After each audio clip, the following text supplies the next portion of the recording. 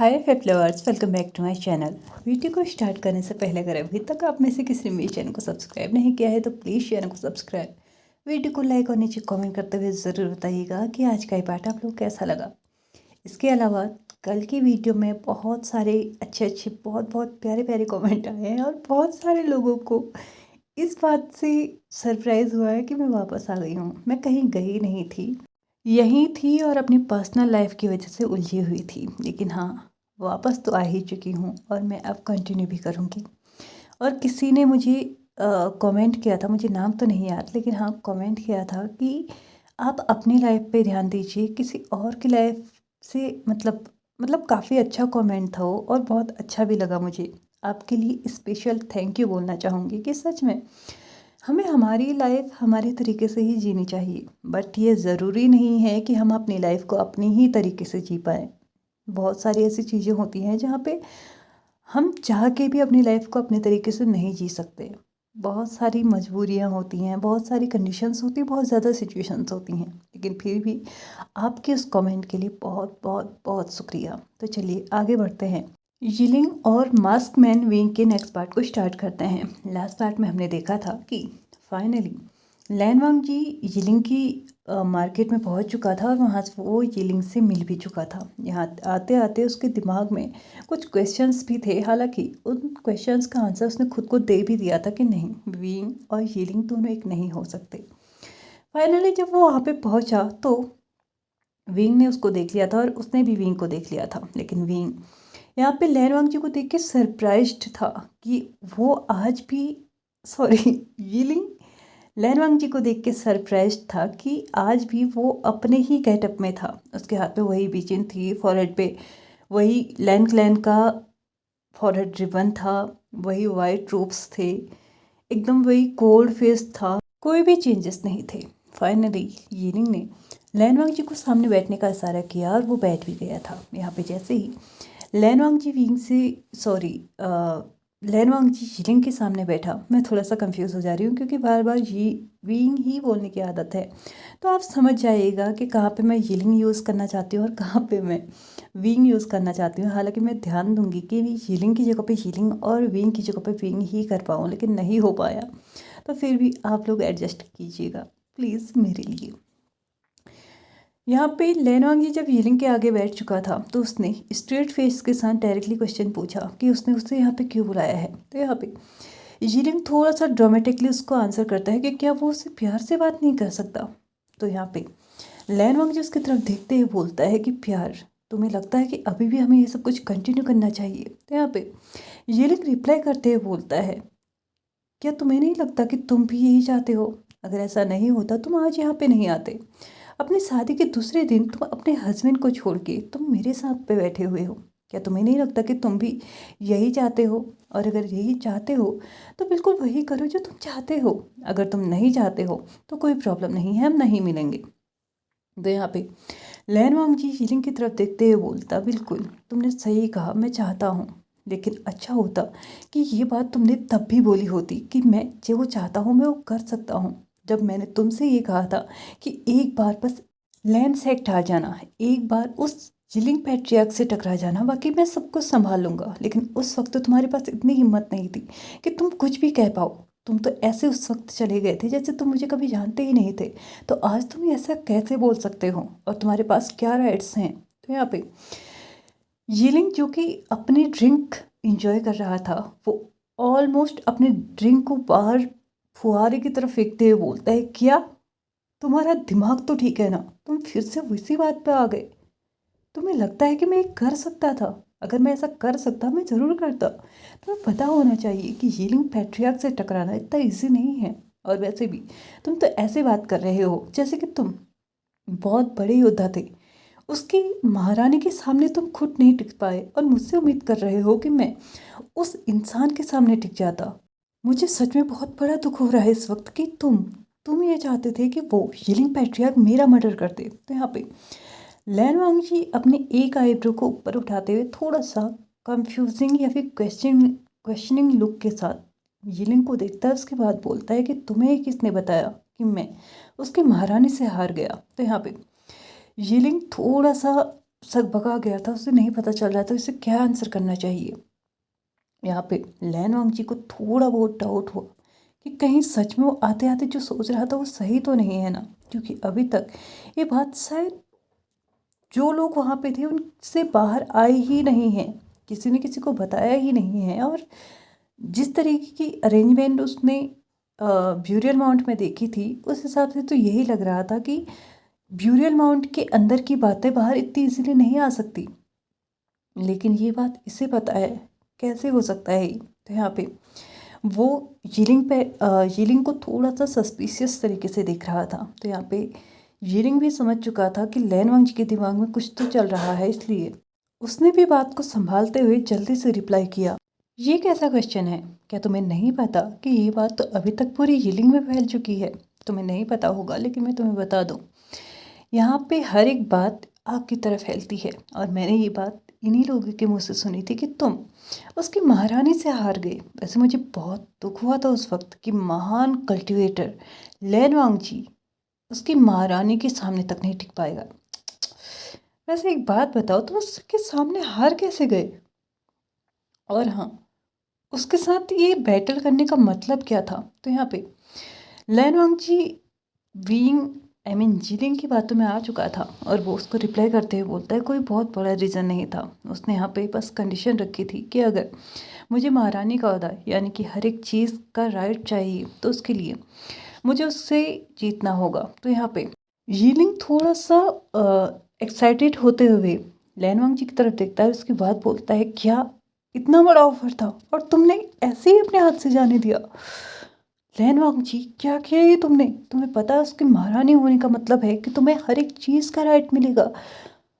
जितने राइट्स उसके पास नहीं है ना, उससे ज़्यादा तुम्हारे पास होंगे। तो यहाँ पे लैन वांग जी उसकी तरफ फिर से सस्पिशियस नज़रों से देखता है। उसके बाद उसको पूछता है कि तुम्हें ये सब कुछ कैसे पता? तो यहाँ पे यीलिंग रिप्लाई करते हुए बोलता है, तुम क्या पागलों की तरह बात कर रहे हो? तुम्हें पता नहीं है क्या? यहाँ पे जो उसकी महारानी अभी है वैन किंग, वो ज़्यादातर चीज़ें हैंडल करती हैं मोर देन जीनिंग पैट्रियार्क के। और तुम ये बोल रहे हो कि मुझे ये सब कुछ कैसे पता? तो मुझे ये बताओ कि तुमने ये बेवकूफ़ी कैसे की?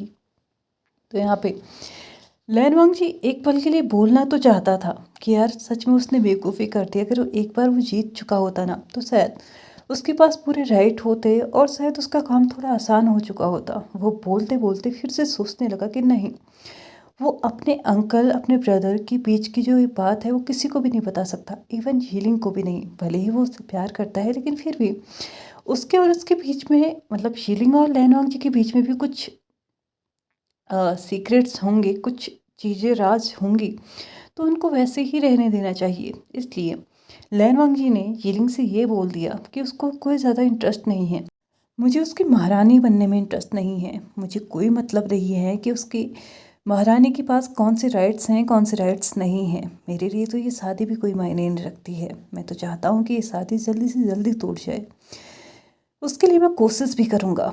ये लाइन उसने अपने आप में थोड़ा सा बुदबुदाते हुए बोली थी, लेकिन हाँ शायद यीलिंग सुन चुका था, जिसकी वजह से उसने लैन वांग जी से क्वेश्चन किया कि क्या वो ऐसा कुछ करने वाला है। तो यहाँ पे लैन वांग जी ने रिप्लाई करते हुए बोला, क्या क्या मतलब है तुम्हारा कि मैं ऐसा करने वाला हूँ? तो यहाँ पे यीलिंग ने लैन वांग जी को रिप्लाई करते हुए बोला, मैंने सुना कि तुमने ये कहा कि तुम कोशिश करोगे इस रिश्ते को तोड़ने की। तो यहाँ पे लैन वांग जी बोलता है, ऐसी कोई बात नहीं है, वो तो बस मैं इस रिश्ते को मानता नहीं हूँ, इसलिए मैं चाहता हूँ कि ये रिश्ता ख़त्म हो जाए। बाकी ऐसा कोई मतलब नहीं है मेरा, क्योंकि अगर लैन वांग जी यहाँ पे क्लियरली बताता है तो शायद हो सकता है बात एक के बाद पहुँचे दूसरे के पास पहुँचे और बात पहुँचते पहुँचते कहीं फाइनली घूम फिर के यीलिंग पैट्रियार्क के पास ना पहुँच जाए। जो बात उसने खुद से इतनी सीक्रेटली अपने अंकल से अपने ब्रदर से की है वो इतनी ओपनली यीलिंग के सामने कैसे बोल दे? और यीलिंग एक ऐसा इंसान जिसके मुंह में कभी कोई बात फंसती ही नहीं है, वो पता नहीं किससे क्या कह के आ जाए या फिर किसके सामने कब मुंह खोल दे उसे खुद भी नहीं पता। इसलिए लैन वांग जी को भी इस वक्त अपने सेक्ट का एक और रूल तोड़ना पड़ा था। उसे थोड़ा सा ही सही लेकिन झूठ बोलना पड़ा था। लैन वांग जी और यीलिंग दोनों की ही बीच में बातें आगे बढ़ रही थी और काफ़ी टाइम, काफ़ी नहीं मतलब 10 से 15 मिनट यहाँ पे निकल चुके थे। वो दोनों बात ही कर रहे थे कि अचानक यिलिंग को यहाँ पे कुछ दिखाई देता है और वो कुछ और नहीं यिलिंग पैट्रियार्क के सैनिक थे, जिसको देख के यिलिंग थोड़ा सा घबरा गया था। उसने अपने हाथ में पकड़े हुए खाने के टुकड़े को भी नीचे रखा और उसके बाद लैनवांग जी को बोला कि हमें जल्दी से यहाँ से निकलना होगा। तो यहाँ पे लैनवांग जी को कुछ समझ में नहीं आया, लेकिन यिलिंग ने उसके रिप्लाई का, उसके एक्शन का कोई इंतज़ार ही नहीं किया। उसने डायरेक्टली उसका हाथ पकड़ा और उसको बैक डोर से यहाँ से बाहर निकालने की कोशिश की। जल्दी से जल्दी वो दोनों बाहर भी निकल चुके थे, लेकिन इस वक्त जो वो बाहर आ रहे थे ना, लैनवांग जी को आज यिलिंग का ये टच कुछ अलग महसूस करा रहा था। उसने अपने आप को रोकने की कोशिश की, इस टच को समझने की कोशिश की, लेकिन यिलिंग उसको खींचते हुए बाहर लेके जा रहा था। लगभग 1 मिनट के बाद वो दोनों एक सड़क के किनारे पे जाके रुके और वहाँ पे रुकने के बाद यिलिंग ने अपने चेस्ट पे हाथ रखा और अपनी फूलते हुए सांस को कंट्रोल करने की कोशिश की और फाइनली अपने चेस्ट पे हाथ रखे रखे ही वो वहाँ पे बैठ गया। और उसके बाद लैनवांग जी को भी खींचते हुए उसने अपने साइड पे बैठा लिया। लैनवांग जी ने उसकी तरफ देखते हुए बोला कि क्या हुआ, तुम ये क्या कर रहे थे। तो यहाँ पे लैनवांग जी को रिप्लाई करते हुए यिलिंग बोलता है, वो तुम्हें पता नहीं है क्या, वहाँ पे यिलिंग पैट्रियार्क यानी कि तुम्हारे हस्बैंड के सैनिक आ चुके थे। चलो मुझे वो लोग नहीं जानते, लेकिन तुम्हें तो जानते हैं ना, और तुम्हारे साथ मुझे अगर पकड़ लेते ना, पता नहीं मेरा क्या ही बना देते। उसने अपनी भारी सांस को कंट्रोल करते हुए सब कुछ बोला। तो यहाँ पे लैनवांग जी उसकी तरफ बहुत गुस्से भरी निगाहों से देखता है और उसके बाद बोलता है, क्या मतलब है तुम्हारा कि तुम उसके सैनिकों से डर के यहाँ पे आए हो। तुम्हारी जानकारी के लिए मैं बता दूं, मैं उससे पूछ के यहाँ पे आया हूँ और उसने मुझे परमिशन दी है, मैं जहाँ चाहूँ, जिसके साथ चाहूँ, जब चाहूँ मैं जा सकता हूँ। तो प्लीज़ नेक्स्ट टाइम ऐसा मत करना। तो यहाँ पे वो थोड़ा सा यिलिंग थोड़ा सा सरप्राइज्ड होते हुए लैनवांग जी की तरफ देखता है। उसके बाद बोलता है, तुमने सच में उससे ये कहा कि तुम अपने लवर से मिलने जा रहे हो। तो यहाँ पे लैनवांग जी उसको बोलता है, नहीं, मैंने उससे ये नहीं कहा कि मैं अपने लवर से मिलने जा रहा हूँ, लेकिन आज मैं यिलिंग की मार्केट में जा रहा हूँ, ये मैंने उसे बताया हुआ था, इसलिए मुझे नहीं लगता है कि मुझे उसके सैनिकों से छिपने की ज़रूरत है। तो यहाँ पे यिलिंग अपने चेस्ट पे हाथ रखता है। उसके बाद बोलता है, हाँ, बिना मतलब की मेहनत कर दी और सबसे बड़ी बात, मेरी तो वाइन भी वहीं पे रह गई। तो यहाँ पे लैनवांग जी उसकी तरफ घूरते हुए बोलता है, तुम्हें अभी भी वाइन की पड़ी हुई है। तो यहाँ पे यिलिंग लैनवांग जी की तरफ देखते हुए बोलता है, तुम्हें पता है यहाँ की वाइन कितनी कितनी टेस्टी है। तुमने कभी टेस्ट भी तो नहीं की है, तुम्हें क्या ही फ़र्क पड़ेगा यिलिंग की वाइन में या फिर गोसू की वाइन में या फिर कहीं और की, तुम्हें तो कुछ पता ही नहीं होगा। लैनवांग जी टाइम देखता है, जितना उसने ऑब्जर्व किया उसे पता चल चुका था कि लगभग 1 घंटा निकल चुका है। तो यहाँ पे अब उसके वापस जाने का भी टाइम हो चुका था। भले ही उसने लिविंग से ये नहीं बोला था कि वो कितने बजे वापस आएगा, कितने टाइम में वापस आ जाएगा, लेकिन फिर भी वो अपनी मर्यादा जानता था, इसलिए उसने यिलिंग से बोला कि उसका जाने का टाइम हो चुका है। तो यहाँ पे यिलिंग उसके हाथ को पकड़ते हुए बोलता है, अभी तो हम थोड़ी देर पहले ही मिले हैं ना। तो यहाँ पे लैनवांग जी उसको बोलता है कि अब मैं गोसू में नहीं हूँ, मैं जिस जगह पे हूँ वहाँ पे मुझे कुछ चीज़ें अंडर कंट्रोल करनी होगी, अंडर लिमिट रह के करनी होगी। तो मैं इस तरीके से पूरा पूरा दिन बाहर नहीं रह सकता, मुझे वापस लौटना होगा। एटलीस्ट जब तक मैं इस रिश्ते में हूँ तब तक तो मुझे इस रिश्ते की मान मर्यादा को बनाए रखना होगा ना। तो यहाँ पे यिलिंग उसकी तरफ देखता है और हल्के से मुस्कुराता है। उसके बाद बोलता है, सच में मुझे लगता है कि तुम बहुत जल्दी ही मुझे भूल के उस यिलिंग पैट्रियार्क के होने वाले हो। तो यहाँ पे लैनवांग जी आंसर करता है, तुम्हें बकवास करने की ज़रूरत नहीं है। लैनवांग जी वहाँ से उठ के जाने ही वाला था कि फिर से यिलिंग उसके हाथ को पकड़ता है। उसके बाद पूछता है कि अब हम कब मिलेंगे। तो यहाँ पे लैनवांग जी उसकी तरफ देखते हुए बोलता है, तुम्हें लगता है कि हमें अब भी मिलना चाहिए। तो यहाँ पे वो पाउट बनाते हुए बोलता है, क्यों, हमें क्यों नहीं मिलना चाहिए, तुम आज मिलने आ सकते हो, तुम आगे भी मिलने आ सकते हो ना, इसमें कोई प्रॉब्लम तो नहीं है, वैसे भी हम कुछ गलत नहीं कर रहे हैं, मैं तो बस तुमसे मिलना चाहता हूँ। तो यहाँ पे लैनवांग जी बोलता है कि मुझे नहीं लगता मैं दोबारा से तुमसे मिलने आ पाऊँगा। तो यहाँ पे यिलिंग थोड़ा सा नॉटी स्माइल में बोलता है, मुझे नहीं लगता कि तुम ऐसा कर पाओगे, मुझे तो लगता है कि तुम मुझसे दोबारा मिलने ज़रूर आओगे। ऐसा कहते हुए वो उसका हाथ छोड़ देता है और परमिशन दे देता है कि वो जा सकता है।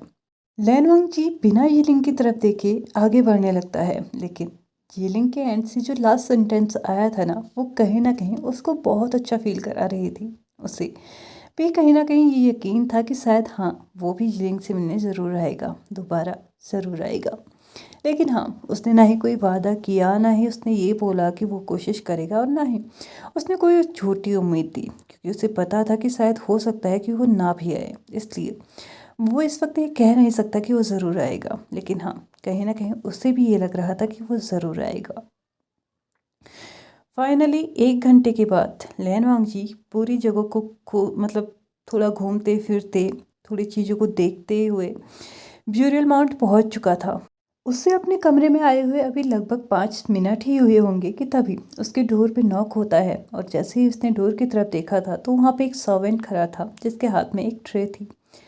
ट्रे पे शायद टी थी, जो कि लैनवांग जी को पता नहीं था कि एग्जैक्टली इसके अंदर क्या हो सकता है, क्योंकि ये ब्यूरल माउंट है, यहाँ पे टी जैसी चीज़ों की उम्मीद करना शायद नामुमकिन सा था, क्योंकि ब्यूरल माउंट है, ड्रिंक वाली चीज़ें ज़्यादा यहाँ पे प्रेफर की जाती होंगी, तो ऑफ कोर्स सी बात है, उसे लग रहा था कि शायद ये भी हो सकता है। लेकिन हाँ, उसने सर्वेंट के आगे सर हिलाते हुए मतलब अपने सर से इशारा किया कि वो अंदर आ सकता है। सर्वेंट अंदर आया, उसने उस ट्रे को पास ही के रखे हुए टेबल पे रखा, और उसके बाद वो जो कप अपने साथ लेके आया था उस पर उसको सर्व करते हुए बोला कि मास्टर ने हमें बोला था कि हम आपके लिए ये वाली टी सर्व करें। तो यहाँ पे लैनोंग जी ने उस टी की तरफ देखा, तो उसे देख के वो समझ चुका था कि कौन सी टी है। ये वही टी है जिसे वो गोसू में भी पिया करता था। इवन ये टी उसकी फेवरेट टी रहा करती थी। लेकिन ऐसा कैसे हो सकता है, ये यहाँ पे कैसे? तो यहाँ पे लैनवांग जी उसकी मतलब सर्वेंट के आगे जाता है, उसके बाद उससे पूछता है कि वो ये टी यहाँ पे कैसे आई। तो यहाँ पे वो सर्वेंट उसको बताता है कि ये टी मास्टर ने गोसू से मंगाई है। तो यहाँ पे लैनवांग जी बहुत ही ज़्यादा कामिंग तरीके से और बहुत ज़्यादा इंजॉय करते हुए इस टी को फर्स्ट सिप ली ही थी कि तभी उसको अचानक से कुछ याद आता है। उसने बीइंग के बारे में पूछना था। उसने सर्वेंट की तरफ देखते हुए बोला, क्या तुम्हारे मास्टर वापस आ चुके हैं? तो यहाँ पे लैनवांग जी ने जैसे ही क्वेश्चन पूछा, तो यहाँ पे सर्वेंट ने थोड़ा सा मतलब सरप्राइज होके या फिर शौक होके लैनवांग जी की तरफ देखा। तो यहाँ पे लैनवांग जी ने सर्वेंट को आंसर किया कि वो कहीं जाने वाले थे ना, तो क्या वो वापस आ चुके हैं? तो यहाँ पे सर्वेंट आंसर करता है, वो तो कब के वापस आ चुके हैं, उन्हें वापस आए लगभग 1 घंटा हो चुका है। आप अभी ये सब कुछ क्यों पूछ रहे हैं? तो यहाँ पे लैनवांग जी थोड़ा सा शॉक्ड हो चुका था। या ये कहो कि उसने जो सोचा था ना, उसमें पानी फिर चुका था। उसे तो कहीं ना कहीं यही लगने लगा था कि शायद यिलिंग और यिलिंग पैट्रियार्क दोनों एक ही होंगे। लेकिन ऐसा कैसे हो सकता है? 1 घंटे पहले यिलिंग पैट्रियार्क यहाँ पे आ चुका है, तो वो इंसान दोनों एक ही कैसे हो सकते हैं? ऑफ कोर्स सी बात है, 1 घंटे पहले यिलिंग उसी के साथ था, तो वो यहाँ पे कैसे आ सकता है? चलो मान लिया कि टेलीपोर्ट तालिस्मान का इस्तेमाल किया भी, तो भी इतनी छोटी सी बात के लिए वो टेलीपोर्ट तालिस्मान का ही इस्तेमाल करेगा, ऐसा कैसे हो सकता है? खैर, अभी उसका जो माइंड में एक छोटा सा डाउट था वो तो क्लियर हो चुका था। लेकिन क्या ये डाउट हमेशा के लिए क्लियर हो चुका है? ये हम देखेंगे आने वाले एपिसोड्स में, क्योंकि अभी मेरा टाइम हो चुका है इस पार्ट को यहीं पे ख़त्म करने का। तो चलिए फ्रेंड्स, आज के इस पार्ट को हम यहीं पे ख़त्म करते हैं। वीडियो पसंद आया तो please like share subscribe and comment करते हुए जाइएगा। Thank you so much for watching my video and bye bye.